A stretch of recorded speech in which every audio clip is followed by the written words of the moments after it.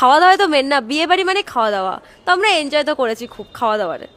আর মিষ্টি মিষ্টি খুব ভালো কোয়ালিটি আছে, একটা ডাব রসগোল্লা, ডাব রসমালাই সামথিং কিছু ছিল, ওটা সবার ট্রাই করা উচিত, কারণ ওটা একদম ইউনিক, ওটা আমি কোনোদিন খাইনি। সানভি ক্যাটারারের সাথে মানসবাবুর পরিচয়টা হয় সোশ্যাল মিডিয়ার মাধ্যমে।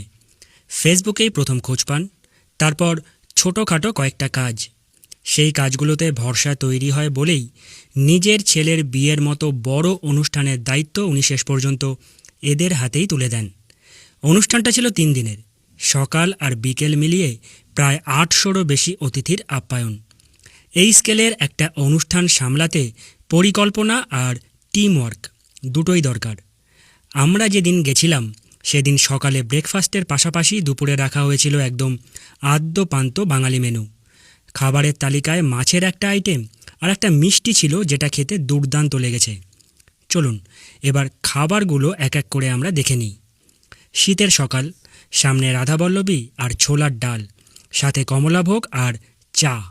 একজন বাঙালির কাছে এর থেকে ভালো শুরু আর কী বা হতে পারে। খাবারগুলো ছিল একদম গরমাগরম আর সঠিক সময়ে পরিবেশন করা। দুপুরের মেনুতে বাঙালি স্বাদের দিকটাই বেশি গুরুত্ব পেয়েছে।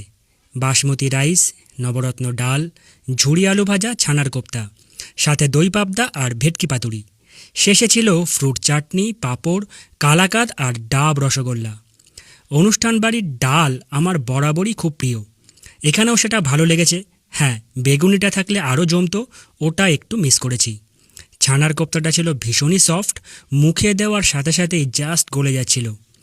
ভেটকি পাতুরিটা তৈরি করা হয়েছিল টক দই, সর্ষে আর নারকেলের পারফেক্ট ম্যারিনেশনে। আর দই পাবদাটা আলাদা করে বলার মতো, সাধারণত আমরা সর্ষে পাবদাই বেশি খেয়ে থাকি, কিন্তু দইয়ের সঙ্গে এই ভ্যারিয়েশনটা আমাদের ভীষণ ভালো লেগেছে। সবশেষে ডাব রসগোল্লা, এটা না খেলে সত্যি আজকের মেনুর সেরা একটা পদ মিস হয়ে যেত। আমি অ্যাকচুয়ালি লেমন জুস ব্লগ থেকে প্রথম এই এনাদের সম্পর্কে জানতে পারি, সানভি ক্যাটারার। তারপরে আমরা যোগাযোগ করি, কারণ আমার ছেলের বিয়ে ছিল গত 24 তারিখে। আমরা যোগাযোগ করি এবং তারপর ওনাকে পাই, বাড়ি আসেন। ইতিমধ্যে আমাদের ঘরোয়া বেশ কয়েকটা অনুষ্ঠান হয়ে গেছে, সেখানে আমরা ওনাকে দায়িত্ব দিয়েছিলাম এবং সেই দায়িত্বগুলো উনি খুব ভালোভাবে পালন করেছিলেন।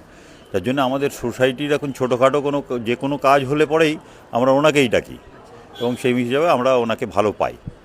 তারপর আমার ছেলের বিয়েতে আমরা ওই 23 তারিখ থেকে 27 তারিখ পর্যন্ত এই 5 দিনের আমার ঘরের অ্যাভারেজ আত্মীয় এবং বন্ধুবান্ধব মিলিয়ে অ্যাভারেজ প্রত্যেক দিনই সারা দিন, সকাল, দুপুর, রাত্রি, 3টের জন্যই অ্যাভারেজ 200 করে লোক ছিল।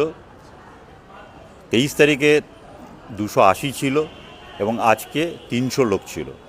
তো সেই হিসেবে এনার সার্ভিস, খাওয়ানোর কোয়ালিটি সবটাই আমরা ভালোই পেয়েছি। আমরা আশা করব ওনার ভবিষ্যতে আরও ভালো উন্নতি হোক এবং আমাদের সাথে জুড়ে থাকুন, কারণ আমাদের সোসাইটিতে টুকটাক হতেই থাকে এবং আমরা ওনাকে ভালোভাবে পেতে থাকি। আমার নাম বিপাশা রয়, মানস মুখার্জি আমার জেঠু হয়। আমার দাদা ভাইয়ের বিয়ে ছিল এখানে, শীর্ষ মুখার্জি। তো প্রচুর প্রচুর গেস্ট এসছে, আমাদের ফ্যামিলি অনেক বড়, আমার জেঠুর অনেক বন্ধু, অনেক আত্মীয় স্বজন, প্রচুর গেস্ট এসছে। সবাই এসে খাবার খেয়ে খুব খুব নাম করেছে। সবাই বলেছে খুব ভালো খাবার হয়েছে, খুব ভালো পরিবেশন হয়েছে, মানে সবাই খুব হ্যাপি। সবাই জিনিসটাকে, প্রত্যেকটা খাবার, নো ডাউট, কালকে রাতে বিরিয়ানি মানে এত সুন্দর টেস্ট হয়েছিল, পুরো রেস্টুরেন্টের থেকে কিছু কম নয়। তো আমরা মানে খাওয়া দাওয়া তো মেন না, বিয়ে বাড়ি মানে খাওয়া দাওয়া, তো আমরা এনজয় তো করেছি খুব খাওয়া দাওয়ারে। আর মিষ্টি মিষ্টি খুব ভালো কোয়ালিটি আছে, একটা ডাব রসগোল্লা, ডাব রসমালাই সামথিং কিছু ছিল, ওটা সবার ট্রাই করা উচিত, কারণ ওটা একদম ইউনিক, ওটা আমি কোনোদিন খাইনি। তো দারুণ, সবাই এটাকে ট্রাই করা উচিত। সানভি ক্যাটারের সাথে যোগাযোগ করা উচিত সবার।